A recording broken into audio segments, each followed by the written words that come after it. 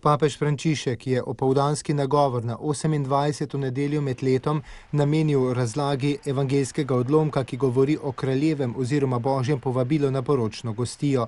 Za vabilo je značilna zastonjskost, širina in univerzalnost. Ob tem je presenetljivo to, da vabila ne sprejme nihče od prvotno povabljenih, izgovarjajo se na druge opravke, so do njega ravnodušni ali jim je celo zoprno.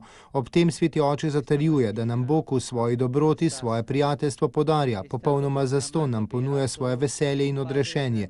Mi pa pogosto teh darov nočemo sprejeti in dajemo prednost svojim materialnim skrbem in interesom. Sveti oče je v nadaljevanju opozoril, da je Bog v vabljenju neverjetno vztrajen. Dejal je: Bog ob zavrnitvi prvih povabljenih ne izgubi poguma in ne odpove praznovanja, temveč svoje povabilo razširi preko vsake razumne meje in pošlje svoje služabnike na trge in križpotja, da bi zbrali vse, ki jih bodo tam našli. To so kakršnikoli ljudje, ubogi, zapuščeni, brezpravni in celo dobri in slabi. Tudi hudobni so povabljeni brez razlike.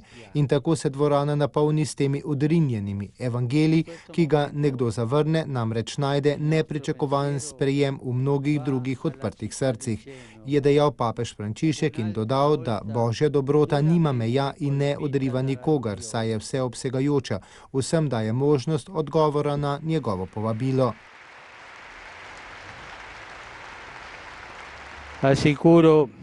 Po molitvi in blagoslovu je Sveti oče spomnil na beatifikacijo patra Francesca Zirana in zatem povabil k molitvi za žrtve in vse, ki so utrpeli škodo med poplavami v italijanskem obmorskem mestu Genova. Zdrava Marija, Marija, mati varuhinja, obvaruj Genovo. Sveti oče je pozdravil tudi redovne sestre, hčere Marije pomočnice, ki so v Rimu zbrane na njihovem generalnem kapitlju.